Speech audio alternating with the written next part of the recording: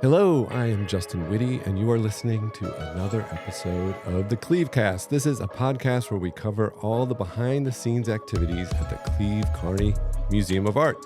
And of course, since we are still in the middle of the Hokusai and Ukiyo-e exhibition, we are covering all aspects of that exhibition. And today, I get to speak with two key producers who helped create an amazing Edo Village right on the College of DuPage campus in our Playhouse Theater. I will be speaking to Rick Arnold and Sabrina Zeidler.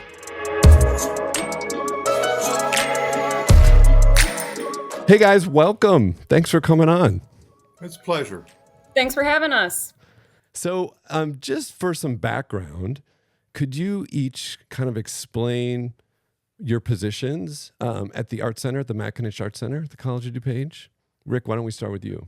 Yeah, so I am the production manager for college theater, but as part of that, I am also, I lead the technical staff for Buffalo Theater Ensemble and the things that are happening in the Playhouse and the studio theater most of the time. Awesome.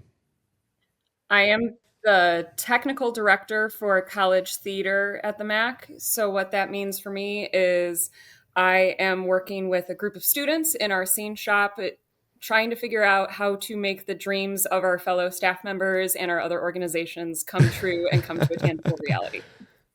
So I'm curious, how did you both kind of end up on this career path? Well, I know you're both definitely jacks of all trades, but like set design is a big part of what you do, construction, definitely that theatrical background. And I'm curious what brought you to this point.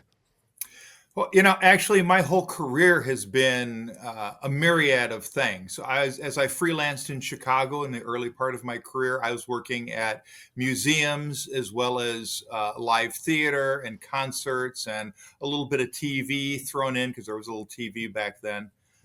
So I've just been doing lots of different things, and my whole path has been, why not try doing what they're doing over there, because it looks like a lot of fun. And I was raised in theaters and around theaters and live entertainment. I knew I wanted to do that with my life. I didn't necessarily know this would be the place that I ended up. I came from a freelancing background and a carpentry background and used to work everywhere from in warehouses, loading and unloading semi-trucks, to setting up staging in arenas, to a technical director at a high school. That's amazing. For our listeners, you should understand that the McAninch Arts Center houses multiple different kind of cultural institutions and spaces. Obviously, the museum is housed in the Arts Center. We have the large 800-seat Belushi Theater. We have the Playhouse Theater, which is 200 seats. Is that right? Right. And then we have, yeah. And then the Studio Theater, which is a black box theater. So Sabrina and Rick work in those three theaters, and kind of in the center of those three is housed a really large scene shop that is both storage and construction and kind of a hive of activity. And I have to let you both know that I love going back there because I actually grew up with my mother, who's an interior designer, also did set design when I was a kid. So I grew up around little shop of horror puppets being made, and our house is always decorated with like leftover props from, Sunday in the Park with George or something like that. And my stepfather, who I lived with most of my life, he taught musical theater. So I vowed I would stay away from it from the rest of my life. And yet I found myself the last decade working increasingly close with these talented theater professionals at the College of DuPage. And of course, my daughter's into musical theater now too. But I love coming back there because it's so familiar to me, that energy, and it's such a great creative energy. And what's really fun is this summer, we kind of, as we do every 2 years when we do these large scale exhibitions, we work alongside each other on projects at the Art Center, which for me is a great opportunity to see how you work, and for us to kind of show everyone what's happening at the Art Center instead of just being in our little silos. And specifically, you both worked in what's called Hokusai's World, Step into Edo. Can you give us a little bit of an explanation of what that is? Sure. Well, number one, coming off of coming off of our last big exhibit that we did, where this was Studio 54, one of the things that was talked about was being more immersive in this space. So Mm-hmm. when Hokusai was selected and we started digging into creating this little village seemed like the perfect way to do it. So it was a lot of fun to sort of dig in and see what an Edo village was going to look like, how the architecture looked, and so forth. So it was a great time. And when you say this space, this is the Playhouse Theater, that This is the 200 Playhouse. seat This is the theater we're Playhouse talking Theater. about. Correct. And you take the stage, and instead of creating a set that's kind of audience facing, you use all edges of it, and now visitors can walk in through the stage, and that's their experience, right? It's not a theater, it's not a theatrical setup. Correct. You get to walk right in, and you are surrounded by buildings. That was my concept for this when it was first brought up. Was it would be really cool to be able to walk in, kind of like, for those of you who've been to Museum of Science and Industry, that sort of Victorian village that they have, where you get to walk down the street, and for me as a kid, that was always a cool place to go, because you could imagine what it was like being there and looking in these Transported you, stores. right? Yeah, Huh? absolutely. It Yeah. like transported you. It felt so magical. Absolutely. Yeah. Absolutely. And so I wanted to really create that here, to the point that even when we lit it, we're creating daytime going into evening, going back into daytime. So you're even feeling a little bit of time passage as you're in there. So am I to understand that, Rick, this was your design? This is my design. Yep. Okay. And what specific research images or resources were you using to develop this? Like, where did the architecture of these buildings come from? And as we talk, we're looking at some of the early construction images, Right. as you can see it kind of coming together. Well, there is a lot of good documentation, a lot of pictorial images of the architecture from this era. So it really was going in and sort of digging in and looking for architectural pictures of real buildings. There are also some museums in Japan that have dioramas and models and so forth. So being able to look at those as well really, really helped understand sort of how they built their buildings. That's where we started with this, is how are these buildings built? What is that? How do we know that they're Japanese? And one of the interesting things is their tile roofs are unique to Japan. And so being able to replicate that was one of the early big tasks that we had to deal with. Yeah, you can see in this finished picture that those tile roofs here, and I want to talk about those in a second. But so, Rick, you're kind of developing this design, and you had a great model. I remember you showed early on, so you have a sense of how it's going to be put together. Now, rightfully or wrongfully, when I go back to you guys' world back there, the set building world, I often go to Sabrina for help, and she helps me on. You both help me on numerous things in the museum regularly, which we're always very appreciative of. But my sense then, Sabrina, you always seem very involved in the production of these elements. So when did you come in on this project, and then what was your role in creating what we see on the screen now, which is this beautiful recreated village scene? So I'm really grateful to Rick, because he kind of fills me in throughout the entire process on where he's at, and we bounce ideas off of each other quite nicely. But my role in this is he shows me the beautiful model that he creates and his inspirations and those sorts of things. And my brain starts going into the element of, okay, how are we going to build this? What's our timeline? What are we talking about? And so my brain automatically kicks into hyperdrive in all of the calendars that I keep and all of the students that we employ in the scene shop, what their skill levels are. And I start taking those beautiful designs that Rick came up with, and I start doing draftings in AutoCAD on how to make them a reality. So while it looks absolutely gorgeous from the front, from the back, it's traditional theatrical construction, and nobody would ever know unless they came and heard this podcast. Is traditional theatrical production just a very pleasant way of seeing like scrapped together, or do you want to define like what that means? I don't No, know what so that our means. construction process is we take some information from traditional house construction, but then it's not quite as in depth as traditional house construction. We're Well, not because it does, people don't have to live in it, right? It doesn't have to meet the same correct. standards, So we right? don't have to have a 2x4, 18 inches on center, like a traditional stud wall that you would find in your house or those sorts of things. It's a little bit more parsed down. It's still just as safe for the temporary purposes that we have. So Sabrina, you just mentioned all the student workers, and you guys have a really great group of student workers. We do. But give us a sense of how many people you both had working to create this, because I know there were a lot of other people in the Arts Center. There were people you brought in from your contacts.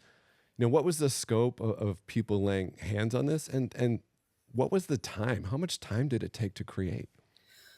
So I'll speak to that. Our installation process was a little bit over a month with regards to this, but we started constructing it about 2.5 months before opening, and then installing into the space later on throughout that. We employ in the scene shop somewhere between 8 to 10 or 11 student aides throughout the entire process of this, as well as throughout the entire school year. And then you have myself, Rick, and a few other key players. Ben Johnson was a main one. Elias Morales did the lighting in here. Caitlin Woods is another employee at the MAC who came in and was helping us work on this. But then we pulled in contacts like Lydia Moss, our lovely scenic charge artist. Oh, she's so great. I got to meet her Oh several my gosh. times. She's I very love cool. her. She's a gem, and I hope to never lose her number. And she came in and did this beautiful, lovely floor for us. And it's not to say that we can't, but when we can outsource those things, to have somebody come in and help and bring their talents in with it. And then we had David Linka come in and help do some set dressing for us and really bring all of these great elements to life. And Rick, how long does so it was 2.5 months since you started making elements that you could then quickly put together in the theater, and then a full month of working in the theater? Because I want everyone to also realize that it's not like you were doing nothing all year. You had shows and productions, and then this happened, and it's up now. You're working on other shows and productions. But I'm just curious how that time frame, how does that compare to a normal set that you would say do for Buffalo Theater Ensemble? This was a little longer. I mean, we're going into more detail. Usually when we're doing scenery for the stage, we have comfort in the fact that our audience is at least 10 feet away from it. Right. So there's a lot of illusion that we can create with a little bit of paint or a little of this or a little of that. With this, they're right up in front of it. So we have an extra level of realism with this. So that's going to take more time. But usually we're usually designing something about 3 months out and building in about a month. So. So not too different, but the focus is very different. And I think that leads really into my next question, is that traditionally doing a backdrop for a narrative presentation, which can play a very big role in the story for sure. I mean, there's amazing sets that you've done and that you see in the world for sure. But having it switch to an audience that's expecting, whether it's an immersive or traditional exhibition experience, what else besides that level of detail you mentioned did that force you both to think about in the creation of this? And what have you noticed or maybe would have changed as you're maybe thinking about doing something like this again in the future? It's interesting because I've done museum work before, and the thing that links all of the work that I have done over my career is that it's all storytelling, right? We're coming in here and there's a story being told. The aims and goals of museum and telling the story that you're trying to tell is a little bit different because we're trying to entice our audience to come in, enjoy the immersive quality, but then pick up some facts, some, something out of this that they're going to walk out and go, that was really interesting. And it doesn't always work that way. In the case of this, we have that that upper area, that walkway area, where you get to look into the print shop and you get to see Hokusai inside with his daughter working on a print. We get to look in next to it as a market, and you get to look in and see what's being sold at the food market. Specifically, what those were sort of evolved through this process, and how much we were going to show in each of them or not show in each of them evolved. So there is a constant evolution of what it is that we want to tell, what it is that we want to show them, and how it is we want them to get up there. Interestingly enough, the first day we were in here with audience, it was fun trying to see who was going to be gutsy enough to walk up closer up onto that walkway and who avoided it. And it was a decision that each person made at a very specific spot in the floor. So it was kind of fun watching and see who was going to do what. And Sabrina, what is your experience of this versus a traditional project that you normally work on? So a lot of what Rick said is we do have a level of a 10-foot rule, essentially, with switching from theatrical work to this type of exhibit work. People are much closer to things. So a lot of where my focus came in was honestly reminding the students that there's somebody standing directly in front of something versus standing 10, 20 feet away from something. So it was coming in and going, no, let's try that again. We need this to look a specific way and those sorts of things. So a lot of where I came in was honestly quality control. Yeah. Well, I think there's also another interesting aspect in that. I would imagine when you're doing a set, there's also a certain control you have because you know how the actors are going to navigate it. Correct. Right? Like they don't break the rules of how it's navigated. Mm-hmm. When you let in the general public, you don't know how they're going to do it. They most likely will do what you don't want them to do right away. And it can be annoying at first because you're like, no, you're not supposed to do it that way. We thought about it doing it this way. But I think there's that's a different kind of vulnerability. Like there's vulnerabilities in all creative work, but that's a different kind. You have to fully let go in a way that is maybe different.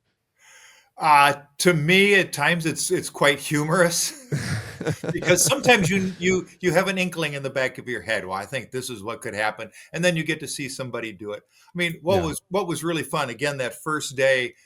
Somebody came in with a couple of kids who were probably 6 and 7 years old, and they immediately ran up into the seats behind the set, and I'm like, yeah, that's what kids do. So It was we need to put a fence there, don't we? And so we altered some pathway options for people to help deter and go, no, head in this direction. This is where we want you to go.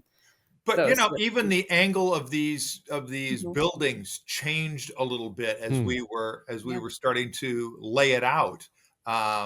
There was a concern that there was too much of a bottleneck at the front of it, and they wanted it opened up more as you first walked in, which the outcome of that closed off the other side just a little bit, and we started seeing people come in and turn around and walk out the way they came in as opposed to walking through. Right. So we had to make some adjustments there to let them know that they could come and walk all the way through. Yeah, because I think another key aspect that you had to deal with is that because visitors are just going directly onto the stage, you are in a space that's not designed to have the public enter that way. So the main entrance doors for that theater are up on the second level, and people walk down into like an amphitheater setting, and that's set up to invite people in, to direct them to where they're supposed to go. The audience has a clear understanding of how that works. To get this to work, it's kind of the two doors off the wings that are usually accessibility doors or other side doors that send visitors down kind of a dark hallways, essentially, into the stage. So you also had the challenge of saying, hey, please come in here. You're going to go down this weird hallway, but then it's going to be worth it. And I think that's something that we still have to work on. But what you were saying is how you both ended up putting stones and lights down those hallways. Yeah, we had a little foot path of stones that mimicked the floor, so that could help bring them in. Also, lighting it with the paper lanterns helped draw some people in. It's a matter of lighting the entrance and exit in such a way so that it was enticing for you to walk in, as opposed to walking into what felt dark. It's interesting because we're actually using the space in the opposite way that it's been designed. You're absolutely right. In your process, you guys are trying to create something from nothing. You're creating a space or an illusion or an experience. And there's certain liberty and fun to that, but you have to find all the elements. Whereas like in a museum, so much of what I worry about, like with the Show Up Now, is you're also taking in, protecting, and presenting extremely valuable and rare objects. That's as much of the consideration, and you can only work with what you have. So that's a big difference. But in that, you both kind of get to explore and treasure hunt and find cool things to create this space. And that brings me back to the roof, right, of these buildings. So could you each kind of tell me the fun story behind these very authentic looking tiles that are on the roofs of these buildings? Yes, we could have ordered actual tiles from Japan. Whether they would have gotten here or not would have been one issue. It would have been very expensive and very heavy, which means our construction would have been something completely different. I started digging into some of my resources from my previous lives in the entertainment industry, and discovered that Warner Brothers has a huge vacuform factory that they use to create stuff for the movie industry. And indeed, that was the only place I could find Japanese roof tiles vacuformed into sheets, so it had that realistic look.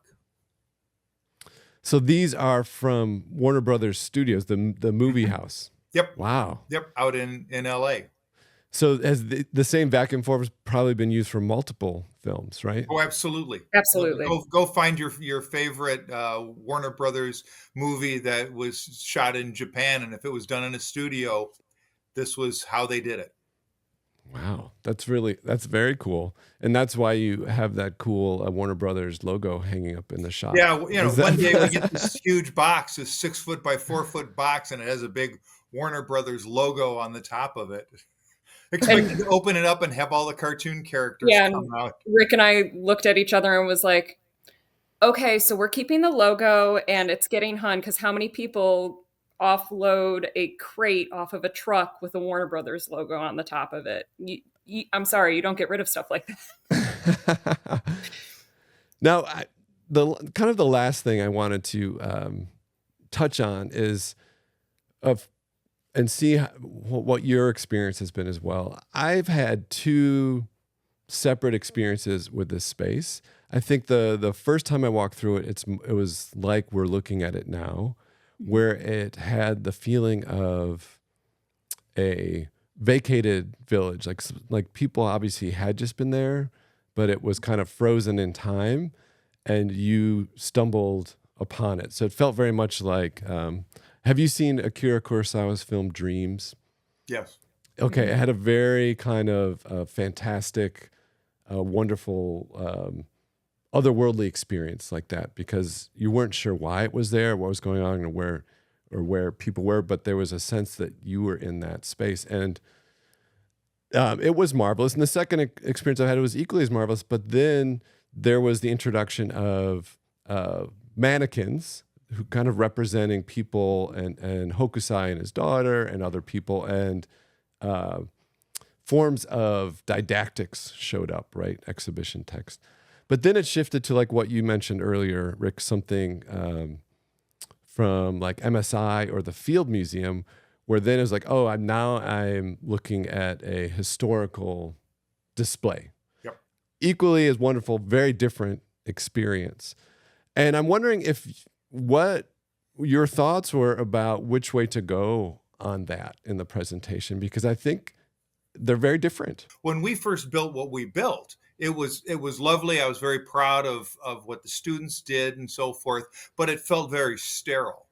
And then we had our set decorator come in and start adding some of the detail, and it started to come to life. And then the real context came when we added people to it, the mannequins. And, we even got to the point we were starting to create some kind of storyline behind why they're looking the way they're looking at each other and what their relationships were and so forth.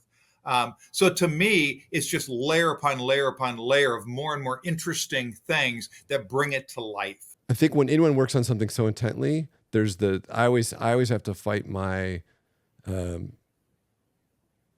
I have to fight it becoming precious to me. You know what I mean? Like you have to keep that distance. And so I think decisions like we just talked about, that's one of the situations where you're on that balance, right? Because especially when you work on something long, you start to really get into elements and it's fun and you have a lot of like emotional and creative attachment to this thing. And how do you keep that balance? Because then ultimately it's those kids running in and the audience. But with that said, I think you both, Rick, your design, all the work, Sabrina, that you and your crew put in is just absolutely outstanding. And it's great for people to see that on its own platform and recognize, this is happening multiple times a year, right? You come to these shows and these amazing worlds don't just happen. They're not rented. I think maybe occasionally they have been in the past. I don't know. But usually you are creating these. So the experiences people, when they come to our theatrical shows, these are artworks being created by our staff. And I think it's great that you get to stand in front of it for these exhibitions. So thank you so much. And I also want to let the listeners know like how indebted we always are with anything with the theater crew, because everyone who works on it, as I mentioned, I always bug Sabrina for things. And how much they are just masters of building. The students and Rick built the curved walls along with Sabrina out in the historical exhibition. So their hands are everywhere, and it's just a wonderful gift that we have to work with you. So thank you so much. And anything else you want to say before we go about what you're working on now or what people can look forward to in the theaters or about the Edo Village? You want to talk about Cinderella? So right now we are currently in the middle of putting together Rodgers and Hammerstein's Cinderella for college theater. It opens the second weekend in July and runs for 2 weekends in our Belushi Performance Hall. So while all this Hokusai stuff is going on, little do you know, I've got a carriage in my screen shop right now.